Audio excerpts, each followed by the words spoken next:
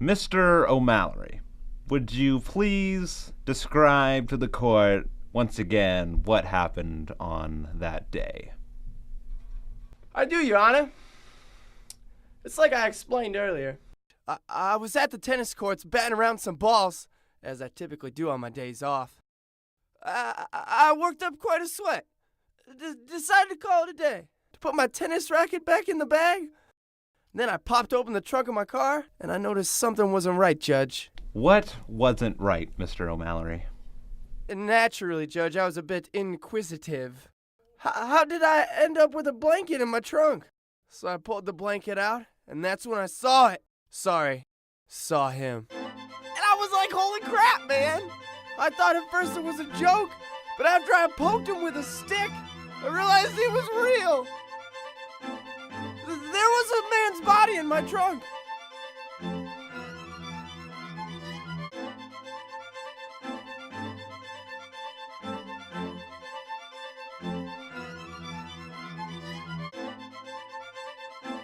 So then I went home, to see what the bitch has to say. And she just started screaming and hollering.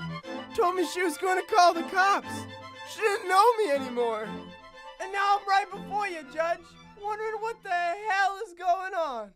Mr. O'Mallory, as touching of a story as that was, you do realize that you were the last one to access the car. You were the one that found the body. It was your fingerprints that were found on the corpse. Such substantial evidence cannot go unnoticed, sir. And because of this court has found it necessary to sentence you to 100 years in prison. Hang on just a second there, Judge. The man before you is innocent. And who, sir, do you think you are, storming into my courtroom? The name's McMoneyshot. Dick McMoneyshot. I was hired by the deceased, Judge. You see, he left it up to me to figure out who was gonna whack him. Who was gonna off him. Who was gonna whack off him. I don't know. Thing is, first thing I did, check the house of the deceased. But I was determined to figure this out. I had to. He already paid me, and I don't like stealing from dead folks. They were all unsigned love notes. Real mushy stuff.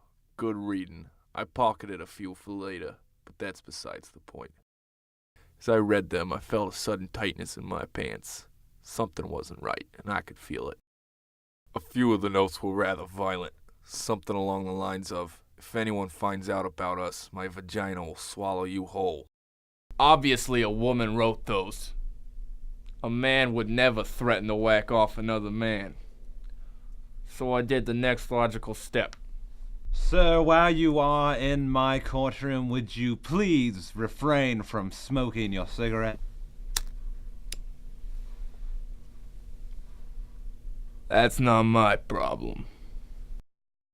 I dug through the phone, taking note of all the women this guy knew, and believe me, Judge, that was no small task. The pussy train never derailed for this man. I noticed, however, that only one was on speed dial, a Miss Cutie Pie Cupcakes Sugar Plum Wonder Buns. I thought the clues led nowhere. Cutie Pie Cupcakes Sugar Plum Wonder Buns isn't anyone's name. At least not outside the pornos. I checked the last place my client was seen, well before the morgue. I popped open the trunk and did some checking, and I think I found something your poison blue missed. There between a fold of that blanket, I found a charm. Them things the women like, Judge. On one side was my client's name, and on the other, well... Judge, this charm came off of some slut. Some slut who was messing around with a man, a body, and some blankets. And I believe this fucking slut is somewhere in this room wearing that same goddamn bracelet.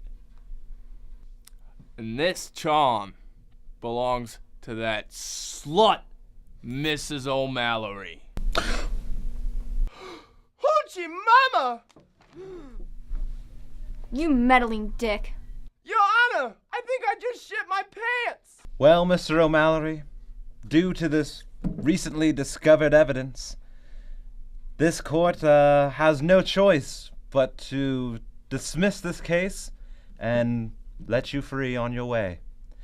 However, in the case of Mrs. O'Mallory, I want that whore arrested and taken to jail immediately. Court is dismissed.